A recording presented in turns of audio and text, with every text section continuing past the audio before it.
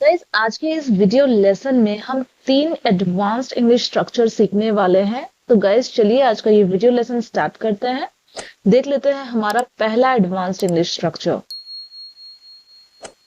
तो ये है हमारा पहला एडवांस्ड इंग्लिश स्ट्रक्चर जहां हम बोल रहे हैं उसने मुझे जाने दिया, मम्मी ने मुझे नया ड्रेस खरीदने दिया, माला ने बच्चों को खेलने दिया, उसने मुझे समस्या का हल निकालने दिया। तो गाइस ऐसे वाले सेंटेंसेस हम अपने सामने वाले को तब बोलते हैं जब हमें बोलना होता है कि किसी ने किसी को कोई एक्शन करने दिया। ठीक है, तो गाइस ऐसे सेंटेंसेस बनाने के लिए चलिए देख लेते हैं सबसे पहले स्ट्रक्चर कौन सा हमें फॉलो करनी है। तो गाइस ये वाला स्ट्रक्चर हम फॉलो करेंगे। देखिए इसमें हमें ना लेट का यूज करना है। तो जब भी हमें बोलना होता है कि किसी ने किसी को कोई एक्शन करने दिया, तब हमें अपना सेंटेंस लेट के यूज से बनाना होता है। और स्ट्रक्चर होता है हमारा subject plus late plus person plus verb का फर्स्ट फॉर्म। तो गाइज यहाँ पे सब्जेक्ट वो है जिसने करने दिया, फिर करने दिया इसके लिए हम लेट वर्ड का यूज कर लेंगे। फिर ये जो पर्सन है इसकी जगह पे हम उस इंसान का नाम डालेंगे जिसको कोई एक्शन करने दिया गया, प्लस जो एक्शन करने दिया गया उसको हम बेस फॉर्म में यूज करेंगे। अब चलिए गाइस एग्जांपल्स में समझ लेते हैं। पहला एग्जांपल है उसने मुझे जाने दिया। तो किसने जाने दिया? उसने। तो यहाँ पे जो उसने है वो सब्जेक्ट है क्योंकि जाने देने का जो काम है वो उसने किया है।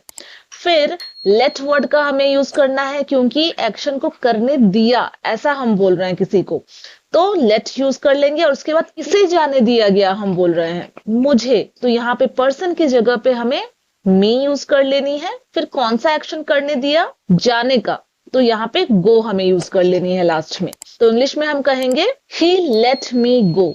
तो गाइज यहाँ पे जो उसने है ये अगर कोई लड़का है तो हमें ही वर्ड का यूज करना है, और अगर वो कोई लड़की है तो हम शी वर्ड का यूज करेंगे।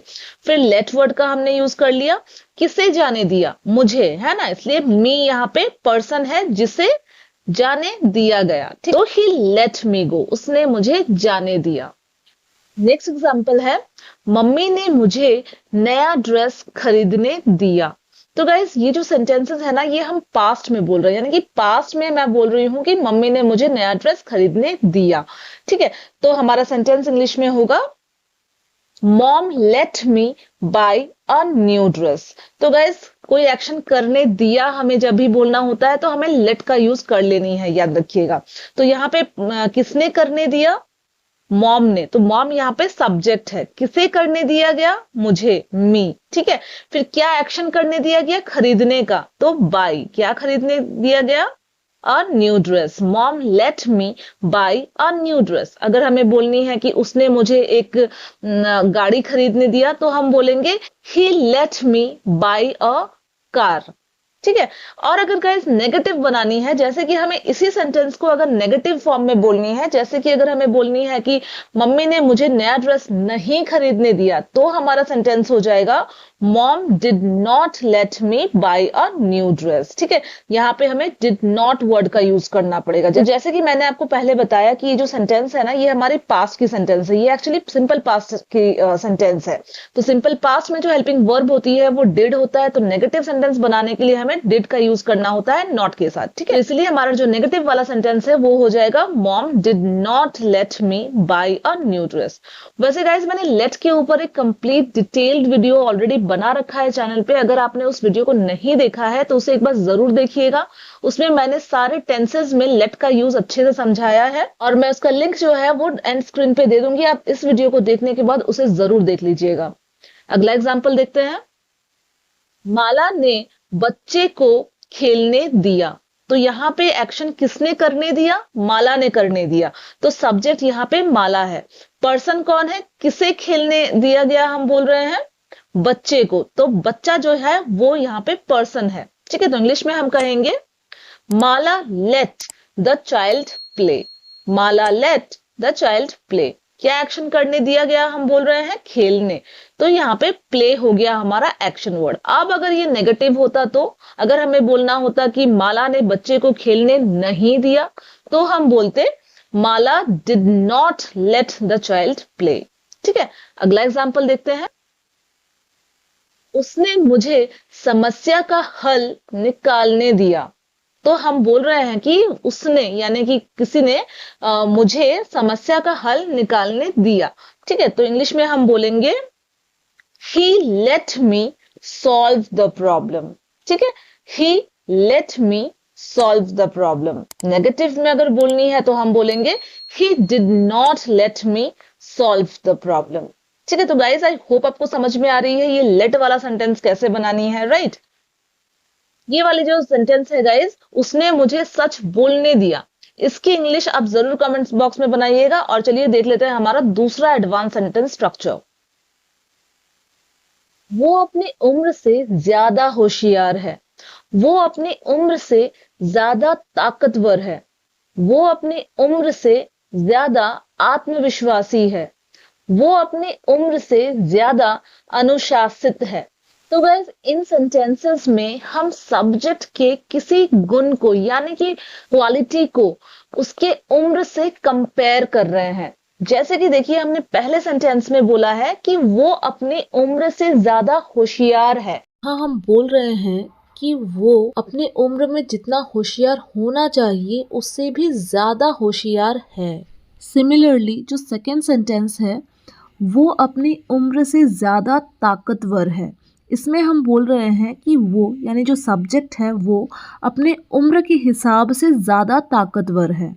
ठीक है, तो ऐसे सेंटेंसेस को कैसे इंग्लिश में बोलनी होती है ये भी चलिए जान लेते हैं आज के इस सेशन में। सबसे पहले देख लेंगे कौन सा स्ट्रक्चर इसके लिए फॉलो करनी है।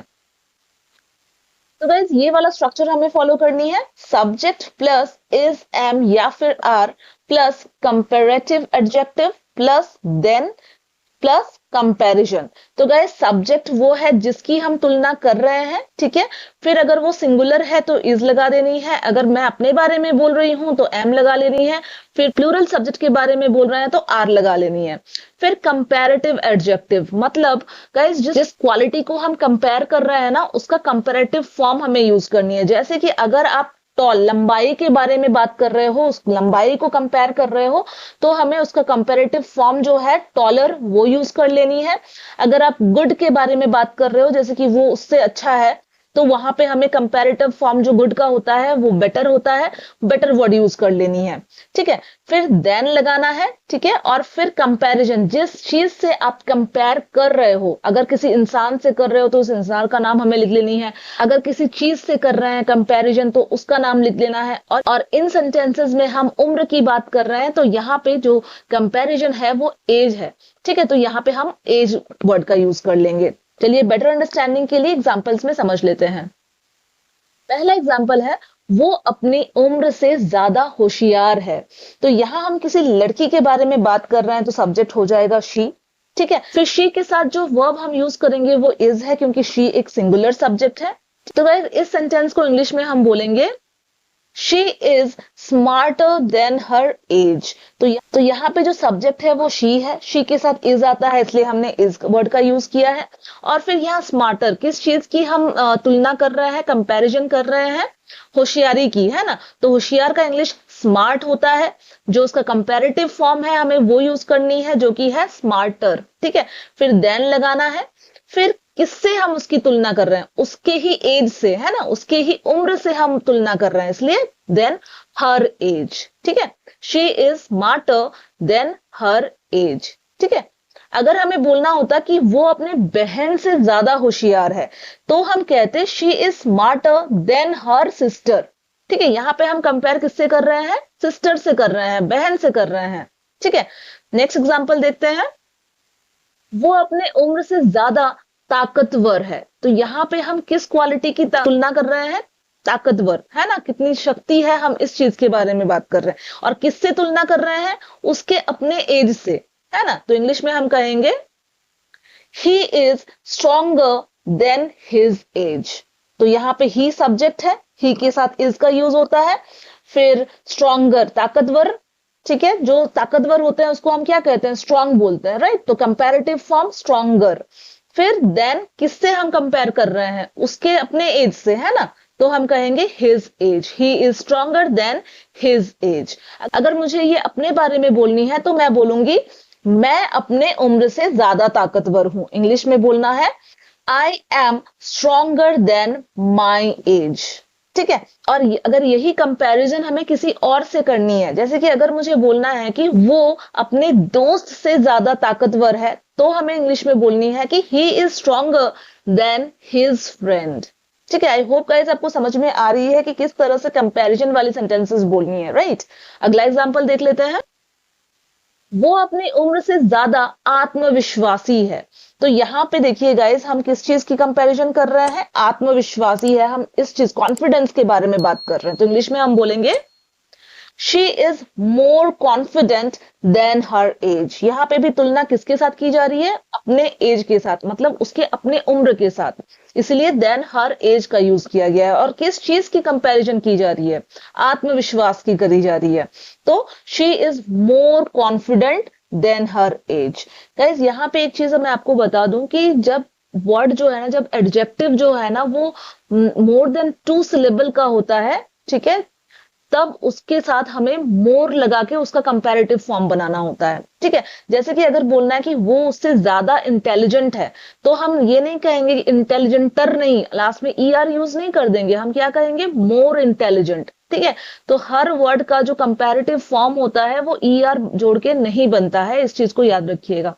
ठीक है। She is more confident than her age. अगर बोलना है कि वो अपने भाई से ज्यादा कॉन्फिडेंट है, तो हम कहेंगे she is more confident than her brother. ठीक है। अगला एग्जांपल देखते हैं। वो अपनी उम्र से ज्यादा लंबी है।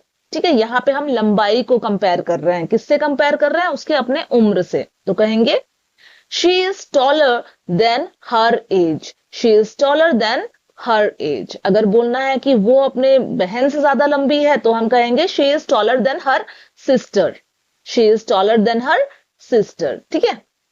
वो दूसरों से ज्यादा जिम्मेदार है। तो यहां पे हम कंपैरिजन किसके साथ कर रहे हैं? दूसरों के साथ कर रहे हैं, एज के साथ नहीं कर रहे हैं। ठीक है। तो फिर इंग्लिश में हम बोलेंगे he is more responsible than others. किससे तुलना कर रहे हैं? दूसरों से, इसलिए देन अदर्स। ठीक है। जिम्मेदार है, ज्यादा जिम्मेदार है, मोर रेस्पॉन्सिबल। कौन है? He is more responsible than others. Guys I hope आपको समझ में आ गई है कि ऐसे सेंटेंसेस को कैसे इंग्लिश में बनानी है, राइट। अब गाइज ये वाली जो सेंटेंस है वो देखिए, वो अपनी उम्र से ज्यादा साहसी है।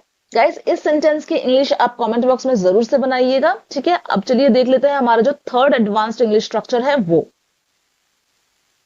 लड़ने का कोई फायदा नहीं है, झूठ बोलने का कोई फायदा नहीं है, निराश होने का कोई फायदा नहीं है, आलसी होने का कोई फायदा नहीं है। तो गाइस यहां पे हम सामने वाले को बोल रहे हैं कि इस चीज का, इस एक्शन को करने का कोई फायदा नहीं है। ठीक है। तो ऐसे सेंटेंस को भी कैसे इंग्लिश में बोलनी होती है, चलिए देख लेते हैं। सबसे पहले देख लेंगे स्ट्रक्चर।